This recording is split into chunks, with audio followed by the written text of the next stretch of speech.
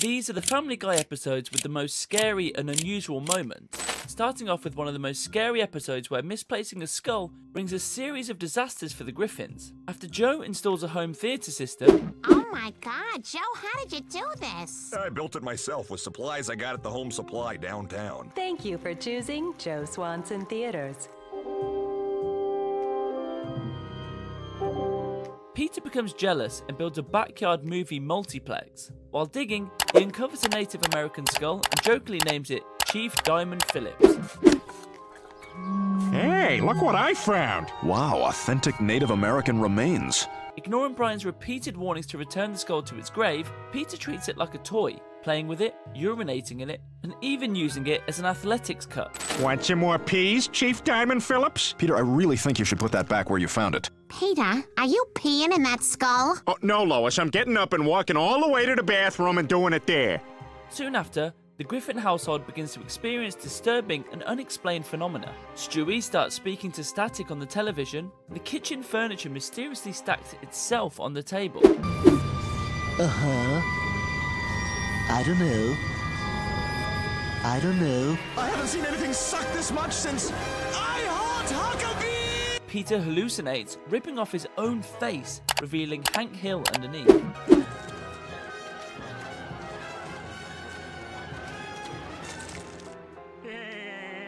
Chris is frightened by a vision of Ronald McDonald and narrowly escapes being dragged off by a possessed tree, only to be saved by the elderly neighbour Herbert.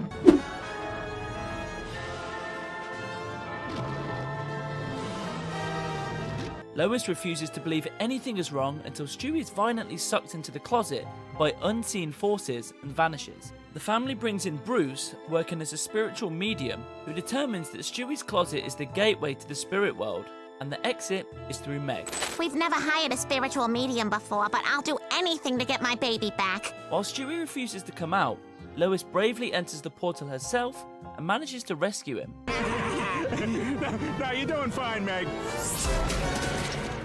Stewie, you're all right. But the danger escalates. Furious spirits erupt from the closet, tear through the house, and pull the entire structure into the spirit world. Holy crap, let's get out of here! Wait a minute, where's Meg? The Griffins barely escape, left homeless. They discover the only way to fix the situation is to rebury the skull in its original location. After tracking the skull to a dump, they learn it's been taken by Carrot Top. So you having a good time there, Chief Diamond Phillips? Oh, that's funny. He came up with the same thing. All right, Carrot Top, I want that skull. A tense chase follows through the mansion's Hall of Mirrors, ending with the family retrieving the skull and returning it to its resting place. But which one of us is the real king of prop comedy and not just an illusion, huh? You are so fucking funny! You are so... God damn you for being so funny! The house is restored and the paranormal activity ends.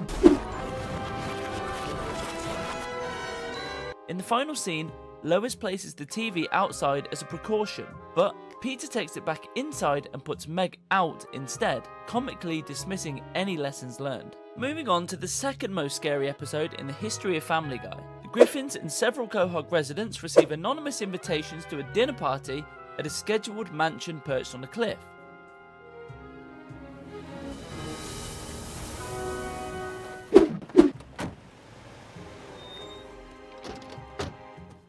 Upon arrival, they're greeted by actor James Woods, who claims he's turned over a new leaf and wants to make amends for his past wrongdoings.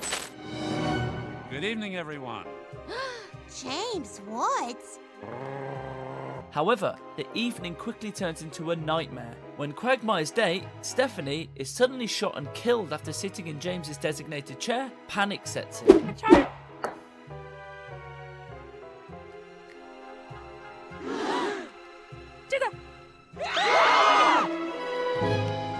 My God, she's dead. Before anyone can flee, a violent thunderstorm destroys the only bridge connecting them to the outside world, trapping everyone in the mansion. Come on, get in the car!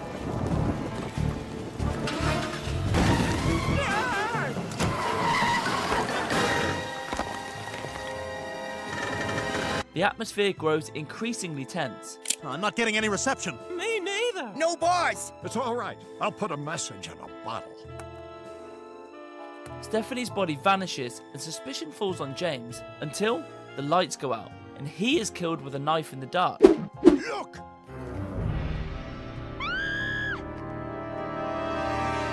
He's dead. As the group scrambles to understand what's happening, they realise a killer is among them, targeting guests one by one. While searching the mansion, they find a suppressed gun rigged to fire at James's chair, revealing that the first death may have been a tragic mistake. Tensions rise as guests uncover James's secret records of blackmail and manipulation, giving several attendees a motive for revenge.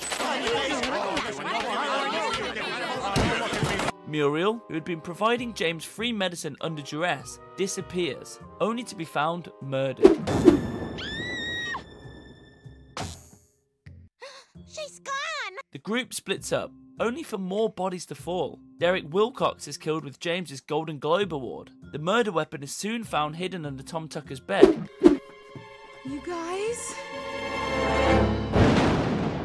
Oh my god! And suspicion turns to him. As dawn breaks, Tom is arrested. But Lois, sensing something is off, confronts Diane Simmons, Tom's co-anchor. She realises Diane is the actual killer after catching a subtle detail. Diane prepared a dress for a solo newscast, something she could only do if she knew Tom would be taken out of the picture. She actually bought me this blouse for my first solo broadcast. I guess that's sweet, huh? Cornered, Diane confesses everything. A failed romance with James, her grudge against Tom for replacing her as a younger anchor, and her plan to use the dinner party as cover for a murder. It was hard for me to begin with, but it got worse. Well, apparently all men think the same way. One by one, Diane silenced anyone who threatened her plan, killing James, Muriel, Priscilla, and Derek. With a gun in hand, she forces Lois to the edge of a cliff, intending to make her the final victim. Well, it's a shame that you have to die, Lois, but look on the bright side. You'll be a story on the 6 o'clock news. But before she can pull the trigger, Diane is taken down by a single sniper shot. Lois is spared, unaware that her secret savior is Stewie, hidden in the distance, armed with a suppressed rifle.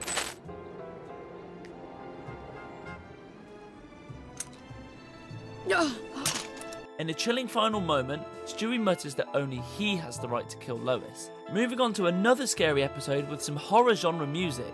When Peter hears about a local hot dog eating contest, he enters Chris without a second thought. While digging through the attic for an old item to fund Chris's entry, Brian stumbles upon News of the World, a Queen album from 1977 featuring a terrifying robot crushing the band members. Yeah, well, I was one cool potato back in the day. You know, some of these might actually be worth something. Look at this. Beatles, Rolling Stones. Stewie sees the album cover and is instantly consumed by fear. Brian, amused by Stewie's reaction, buys the album just to torment him. Queen, see? Ah! Stewie, relax. No, Brian! You keep that thing away from me!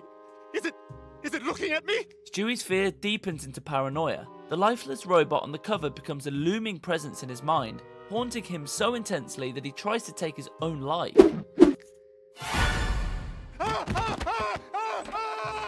Thanks, Carl. Yeah, you're welcome. That was fun. Only then does Brian confess it's just a record, and that most of Queen survived, but the damage is done. Something in Stewie has shifted. Oh, what was I worried about? Oh God! At the contest, Chris shocks the crowd by eating 41 hot dogs, defeating international champion Charles Yamamoto. But his victory comes at a price. He's soon doubled over with stomach pain. Lois intervenes and sends both Chris and Peter to a fat camp, Camp Fresh Start. During a hike, Chris and Peter discovered the decaying body of a teen buried deep in the woods. Well, we clearly don't have all the evidence. The discovery turns even darker when Joe confirms it wasn't an accident, it was murder. The victim had been strangled. Peter immediately suspects his brother-in-law, Patrick Pewterschmidt, despite him supposedly being locked away in a mental institute. But later, Patrick appears at the Griffin house, eerily calm. He claims someone opened his cell and told him he was free to go. Escaped? I didn't escape. Just this morning, a very nice gentleman opened my cell door and said I was free to go. Another teen is found dead, again strangled. It confirms Patrick's innocence. The real killer is still out there, and Patrick, eerily perceptive, realizes the killer's true target, Chris. The others were simply casualties mistaken for him. The killer wasn't trying to murder this kid. He was trying to murder Chris. That night, Chris sleeps unaware of the danger, but outside his window, the killer finally reveals himself, Charles Yamamoto, deranged and seeking vengeance for his humiliation at the contest. You dishonored me, Chris Griffin. No one has ever eaten more hot dogs than me. Now you must die. He attacks Chris with cold fury. Just as the knife is about to fall, Stewie intervenes. No longer afraid of the robot, Stewie uses the News of the World album to terrify Yamamoto, holding it up like a shield. Yamamoto's heart gives out instantly, succumbing to fear in a poetic twist tied to Queen's own sheer heart attack. Charles Yamamoto went from eating champion to cold-blooded killer. As the police arrive, Patrick quietly reveals that Yamamoto was the one who freed him, hoping Patrick would be blamed for the killings. But when Patrick mysteriously vanishes mid-sentence, Joe has Peter fake an injury to make it seem like Patrick escaped again. As the screen fades to black, Killer Queen begins to play. The nightmare ends, but the unease lingers. Now let's move on to another episode, where things go from a quick trip to scary disaster in less than 30 minutes. So, Stewie and Brian head to the mall to see Santa. Sounds wholesome, right? Yeah, until they realise the line is longer than a CVS receipt. Hey, wait, look, there's Quagmire way up front. We can cut in line with him. Wait, Stewie, he doesn't like me so much. And boom, who's in the middle of it all? Quagmire. Because, of course, because nothing screams holiday cheer like Quagmire lurking around a mall Santa. Hey, buddy, you here to see Santa? Yeah, I hope you've been a good boy this year. That little guy is my niece. Brian tries to flirt with Quagmire's niece. Smooth move, Romeo, but she ends up in tears. Good job, Brian, ruining Christmas and a child's emotional stability in one shot. Finally, it's Stewie's turn. He's waited forever, and Santa just bails, cold. Wait, buddy, we've been in line for like 2 hours. Sorry, I'm done. You want your kid to sit on my lap? Meet me at the bar at Applebee's. Back home, Stewie is not letting that slide. He's ready to take his complaint straight to the North Pole, with a sprinkle of holiday rage. Brian's obviously not down for a snow-covered road trip, but Stewie's already packing heat, literally, so off they go. And boom, car crash. Merry crisis. Eventually they make it to the North Pole. You'd expect magic and cheer, right? Think again. Santa's looking like he just survived a horror movie set in a retirement home. The guy straight up prefers dying over another Christmas. I made toys for little boys and girls. I loved my work, and they loved me, but it just got out of hand. Yeah, turns out mass production, global shipping, and infinite wish lists kinda crushed his soul.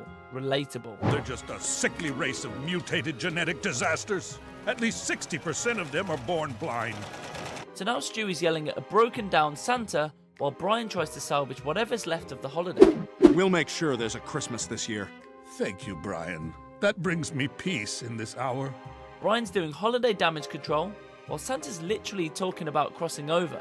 Nothing like a little existential dread for the holidays. When they discovered no gifts from Santa under their Christmas trees. By the time they get back, Christmas is straight up wrecked. And he needs our help. He's been bludgeoned by years of greed and avarice. The workload of filling our Christmas lists has overwhelmed him.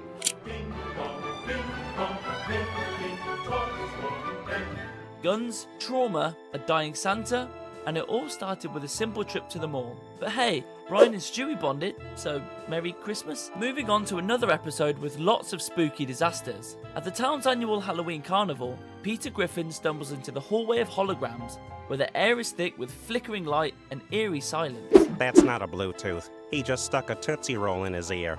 Wow, these holograms are the most amazing thing I've ever seen! Its cryptic owner introduces the Holomaker 9000, a machine capable of creating perfect, interactive replicas of anyone.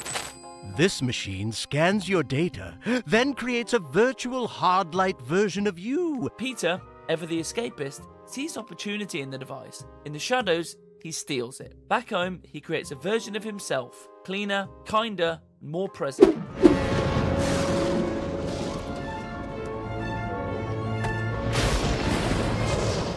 A version that smiles at Lois, helps Stewie with homework, and doesn't reek of stale beer. A version his family quickly grows to love. This is what I meant about making an effort with the family. Meanwhile, the real Peter hides at the Drunken Clam, spiraling deeper into sloth and intoxication. It's better if Lois thinks I'm at a strip club. She hates you guys. Peter, I think you're a little too drunk to... But when he staggers home one night, he finds his place already taken. The children are laughing, Lois is glowing, and his perfect twin is kissing her in the kitchen. What the hell? No one kisses my wife except begrudgingly me! Jealous and unstable, Peter confronts his hologram, but the double smiles calmly and betrays him. I left it right over... Peter wakes up cold, trapped in the basement, his cries muffled by thick concrete and old insulation. Above him, the hologram integrates itself seamlessly, whispering to Lois at night, drawing pictures with Stewie, sitting in Peter's old chair with chilling ease. It claims it loves them, and unlike the real Peter, it means it. Lois begins to sense something wrong. The house is too quiet, too clean, too perfect. Her suspicions rise, but not fast enough. Well, we had meatloaf tonight, so I guess I'm in for a Dutch oven. What's a Dutch oven? The hologram locks her and the kids inside the house, revealing its intent, a permanent replacement of the man who once lived. None of you appreciated me, and if I can't have you, no one will. In a burst of desperation, the real Peter escapes. A violent showdown unfolds in the living room, where the synthetic Peter nearly strangles him, until Stewie, ever the scientist, uses static electricity to disrupt the hologram's molecular projection. It shudders and collapses into a whisper of light.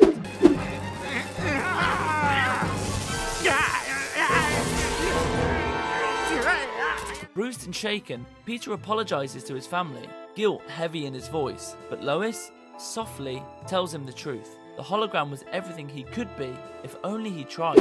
From now on, I'll try to be half as good as hologram me was. The episode closes with Peter suggesting a rare family night, his voice unusually sincere, but as they stare at him in silence... I realized how much I missed you guys.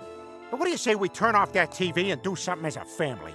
Damn it! One question hangs heavy in the air. Is this the real Peter, or just another copy waiting to take over? Moving on to another episode with Fat Guys and Horror Saga. Peter Griffin skips his mandatory physical to enjoy an indulgent steak night with the guys. But when Lois finds out, she personally drags him to the doctor. You didn't go to your physical, did you? I did not. So, doctor? The diagnosis? Healthy, but dangerously obese. Peter spirals into denial and shame, and in a clumsy outburst, he shatters a cherished family photo. Careful, Peter. That's an old family photo. While fixing the frame, Lois noticed something off. A child she doesn't recognize. A boy. I didn't know you had a brother. I don't.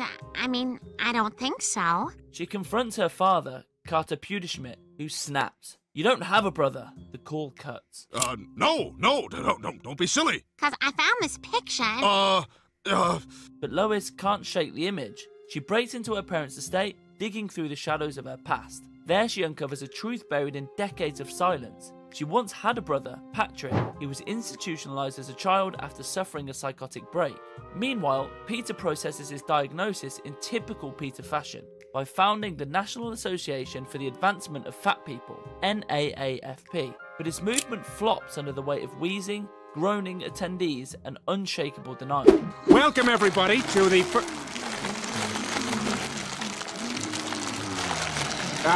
Back at home, Lois insists Patrick is stable and brings him into the Griffin household. Peter, oblivious as ever, triggers a relapse when he dresses up like Ralph Cramden and parrots the phrase. The words echo in Patrick's mind, and something inside him snaps. That night, a fat man is found murdered. As news of more killings spreads, Brian begs Lois to see the truth. But she won't. She can't. Patrick's her brother, her blood. He's just misunderstood. Run, Patrick, run! After him! Until Brian shows her Patrick's room, blood-streaked walls, photos of victims, evidence of obsession and hate, Lois's denial breaks. What about the half-dead fat guy in the corner? Patrick tried to kill me. Well, maybe it's a different Patrick. Lois! Okay. They race into the woods where Patrick, eyes vacant, is strangling Peter. Lois doesn't scream. She doesn't beg. Patrick halts. His madness trembles. I have to go back to the hospital, don't I? Yeah, I'm afraid so. Patrick is taken back to the hospital. Lois promises to visit once a month. Moving to another episode with a combo of Peter's madness and horror movies. Disappointed by a pathetic horror film, Peter, Quagmire, Cleveland and Joe claim they could easily write a better one. That was awful. I know, they just redid all the same stuff from the first Maniac Pope. But when their brainstorm session devolves into absurd pitches, giant monster cats, zombie hospitals, and killer soap bars, they realize they lack the proper inspiration. Got it. The old Quahog Asylum. What? Oh, we can't go there. So they break into an abandoned asylum. The place is dusty, decrepit, and echoing with eerie silence. Perfect horror movie material.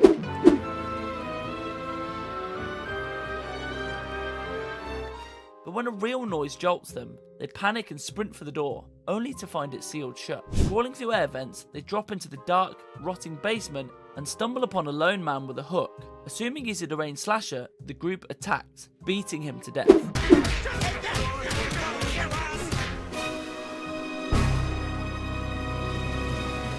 The guys are horrified. Quagmire suggests confessing. Joe, ever the cop, firmly rejects the idea. They bury the body and the car deep behind the asylum. Back home, paranoia sets in. Peter flinches when Lois innocently asks about the dishes, convinced she's coded her questions with knowing. Cleveland and Quagmire report similar anxiety spirals. They begin planting evidence to frame each other. One by one, they turn on each other. Tensions explode into a full-blown backyard standoff, each man gripping a shovel, trembling under the weight of guilt and betrayal. But in the chaos, they pause, realizing they've just accidentally created a perfect horror plot. Then they laugh and immediately agree it still sucks.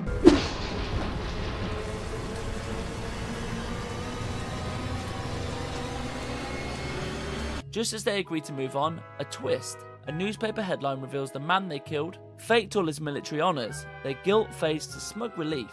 But back at the grave, a hooked hand bursts through the soil. The door of the buried car creaks open behind him. He's back.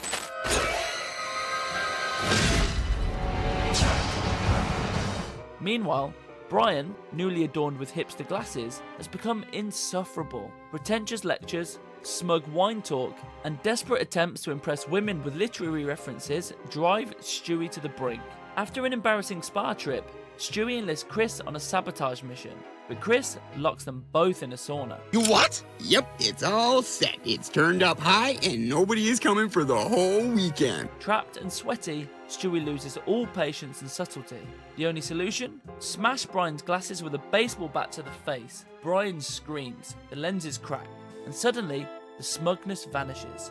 Hey, Brian? Yeah? Ah! Damn it! Ah! There's glass in my eye! Oh! Mission accomplished. Moving on to another episode with the most unusual plot. The episode opens with Peter Griffin competing on Wheel of Fortune, and somehow, he makes it to the bonus round. Now, when it's time to pick his letters, Peter doesn't go with R-S-T-L-N-E like any rational human. Nope, he chooses Z, the number 4, 3 Qs, and the Batman symbol. Yes, a symbol, not even a character. Oh my god, I just took a shot in the dick! Holy crap! It's peak Peter stupidity, and yet, against all logic, physics, and the rules of spelling, he wins. It's a total shot in the dark guess, but hey, this is Peter Griffin. Logic left the chat years ago. For his prize, he doesn't choose a car or a vacation, he picks 1 week of free maid service. Because why not turn someone else's job into his personal sitcom? Boy, that TV looks nice. Give me the 1 free week of maid service and, Enter Joan, the maid. She walks in the house ready to work, and Peter greets her with caveman English, like he's never heard of basic human decency or grammar. He immediately begins testing her patience, pulling literal objects out of his belly button. We're talking a ColecoVision game console and Parliament cigarettes. His body is basically a storage unit from the 1980s. Hey, keep digging. Oh, ColecoVision. Yeah, this is gonna be a fun afternoon. Then things hit a whole new level of weird. Peter rides Joan to the store. Not in a cart, not in the car, on her back, like a horse. Later, he gives Meg a watermelon stuffed with chocolate pudding and lit M80 firecrackers. Because if you can't traumatize your kids and blow up fruit at the same time, are you really a Griffin? Joan understandably rushes in to stop the chaos, and this is where Quagmire sees her for the first time. He's instantly smitten, stumbling over his words like a lovesick teenager. Would you like to go out to dinner tomorrow night? I'd love to. God, he works fast. Hey, Quagmire, is that a banana in your pocket? Quagmire, of all people, actually nervous. What alternative universe is this? 3 weeks later, and I cannot stress how fast this is, Quagmire proposes. I've decided I want to spend my life with you. Will you marry me? Oh, of course I will. and shockingly, it seems genuine. No sleazy punchline, no wink to the camera, just raw emotion. Is this character development? The gang visits Quagmire's house and are shook. He's thrown away all the sleaze. The guy who once had a drawer just for lotion now reads Country Living magazine. Peter tries snapping him back to reality with Hustler magazine. Hey, Quagmire, check out this month's Hustler, huh? Quagmire? Fast forward to the wedding, and meanwhile, Lois has decided to stop breastfeeding Stewie, which means, in true Family Guy fashion, they give her massive cleavage. I know, Peter, but oh, damn it. I can't believe how much my breasts have swollen. At the reception, her shirt rips, and Peter, being the helpful husband he is, dumps champagne on her chest and shakes her dry like she's a glow stick. This sends Quagmire's brain right back into giggity mode. He confesses to Joan that his friends think the marriage is moving too fast, hoping to gently back out. Joan's response? Terrifying. Girl skipped therapy and went straight to Fatal Attraction. What? But I told them they didn't know what they were talking about. Good. Peter decides the only situation is to fake Quagmire's death. He films an absurd video where Quagmire is killed by a ninja, a Nazi, and a dinosaur. That's not a lie, that's an anime plot. And then a Nazi came! And then an evil pots and pans robot! Joan doesn't buy it, because of course she doesn't. Peter Griffin is not exactly Steven Spielberg. Plan B? Fake a heart attack. And bury him alive with enough oxygen to dig him up later. Things take a darker turn when Death himself arrives to collect Quagmire. And of course, Mayor West shows up and declares that all coffins must be buried in concrete to prevent zombies. Because that's a thing now. Whoa, what the hell are you doing? Well, Mayor West is afraid of zombies, so the city says all caskets must be encased in concrete. Peter panics, reveals Quagmire's alive, and digs him up just in time. But Death still wants a body. Joan latches onto him, says she can't live without Quagmire, and dies instantly on contact. Dark, unexpected, kinda poetic? No, you can't take him! Peter, seizing the moment, argues that Joan was suicidal and had legally changed her name to Quagmire, so technically, Death got what he came for. And Death's like, good enough. But before he leaves... Can you leave that body here for another 5 minutes? That's Quagmire! And that's how the episode ends, with Quagmire back to his sleazy self again, and narrowly avoiding the one thing he fears more than dying. Commitment. Moving on to another scary episode where Quagmire ends up in a psychopath's hands. Peter and Joe go with Quagmire to pick out a new computer at the mall, but things take a dark turn when Quagmire calls Peter for help finding his cat pictures and his computer crashes. Oh my god, it crashed! The whole thing just crashed! Jeez, Quagmire, calm down, we'll figure it out. No, Peter, the whole thing's fried! When Quagmire takes the computer for service the next day, the clerk, Sonia, discovers his disturbing taste in porn.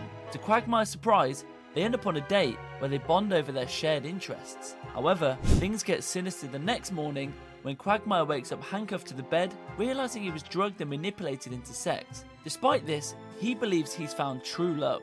At the Drunken Clam, the guys express concern about Quagmire's dangerous relationship with Sonia, but Quagmire insists everything is fine. His sex life with Sonia spirals into darker territory, including an unsettling encounter with his transgender father, Ida. Later, Peter and Joe notice Quagmire's hiding black eyes behind sunglasses, signaling that things have gotten out of control. But Quagmire is too afraid to speak out in case Sonia overhears. Sonia's dominance intensifies when she beats Quagmire and locks him in the trunk of his car, claiming it's part of his fantasy. This is one of your fantasies, right? Public humiliation? The guys soon realize something's terribly wrong when Ida comes to Peter's door, worried because Quagmire has disappeared. After searching all his usual spots, they find Quagmire suspended, beaten, and gagged in Sonia's BDSM dungeon, locked in a horrific nightmare. Glenn! Hurry, she'll be back soon.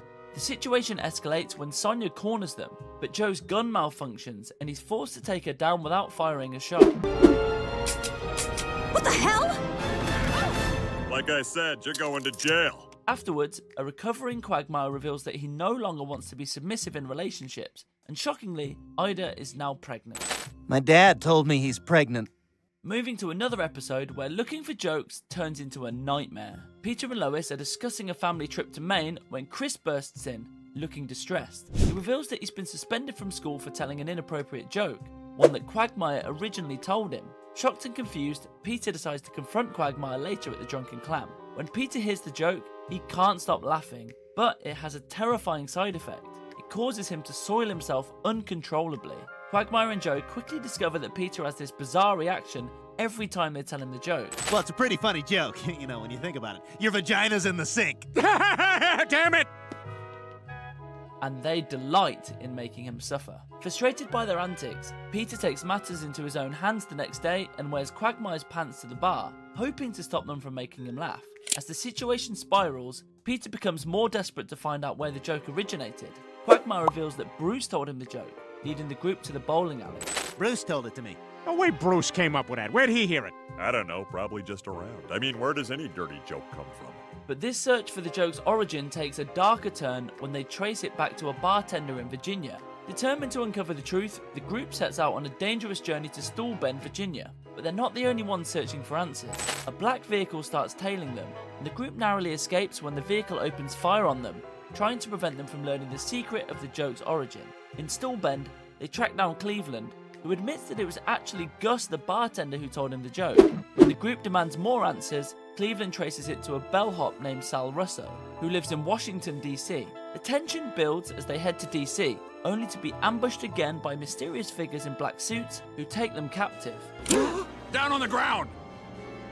We were all terrified that this would prove to be an unexpected end to our journey. The group is flown to a remote island where they're dragged through the jungle to a massive stone temple. Here, the truth is finally revealed. The Dean of the Secret Order of Dirty Joke Writers. Dean of the Secret Order of Dirty Joke Writers. The head of a shadowy, secret society is the one responsible for creating the world's dirtiest jokes. The group is imprisoned, realizing that it can never leave because they now know too much. The stakes grow higher as they desperately try to escape, with the threat of death hanging over them at every turn. Peter makes a daring escape attempt, using a pencil to stab Cleveland and forcing a guard to unlock their cell. But their freedom is short-lived as they're confronted by the Dean and his armed guards, leading to a tense standoff. Just as they're about to be executed, an unexpected twist occurs. A man who had written the world's greatest dirty joke suddenly dies, and Peter seizes the opportunity to steal it. The group narrowly escapes on a plane, watching as the island's castle is consumed by flames, engulfed in a massive fireball set off by Peter's careless action. Flying away from the chaos, Peter and his friends finally look at the stolen joke. That's it? That's the joke? No. This is the joke!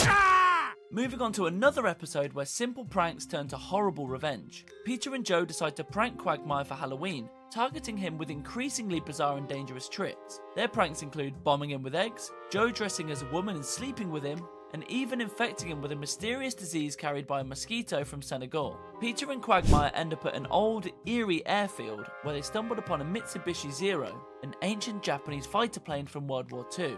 Quagmire, in a dangerous fit of mischief, takes the plane into the sky, pretending to embrace his supposed Japanese heritage.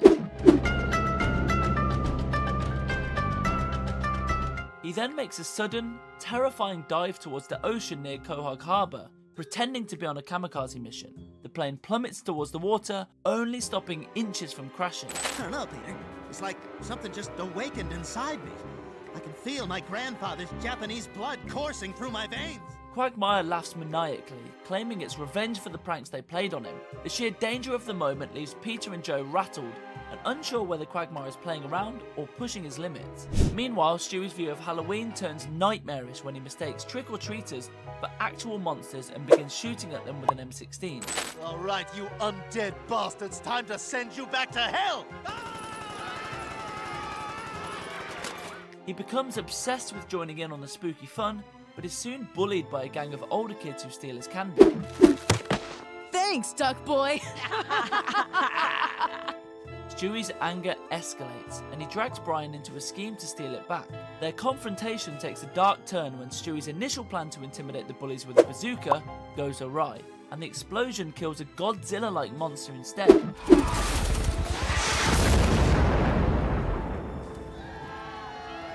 Stewie, now desperate, shifts to a more sinister plan. He starts crying for his mother, manipulating Lois to confront the bully's mother and take their candy and money. You give this young man his candy back right now. All right, here. thanks. In a chilling encounter, Lois turns the tables on the bully's mother, becoming an imposing force herself, demanding not only Stewie's candy back, but also Justin's candy and $40. And if I think you're holding back on me, we're gonna have a serious problem. Wait, all right, that's what I'm talking about. Yeah, serious problem. When the bully's mother can't pay, Lois takes the welcome mat as collateral, promising to return for the $80. The eerie atmosphere surrounding the exchange gives the scene a menacing vibe, with Lois asserting her dominance over the situation. I'll be back tomorrow for the $80. And I'm taking your welcome mat.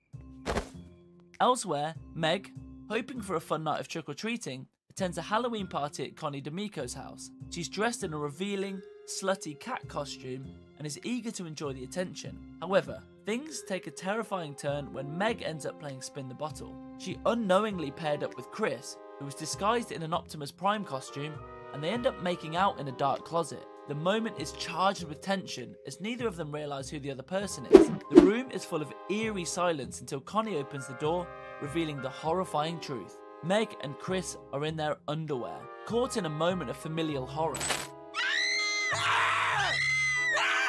Oh my God, what are you doing here? The shock and confusion leaves the siblings in a state of disbelief as they try to laugh it off. In a creepy twist, they both convince each other that they had successful, hot dates that night. I hooked up with a chick tonight, and I am pretty darn proud of myself.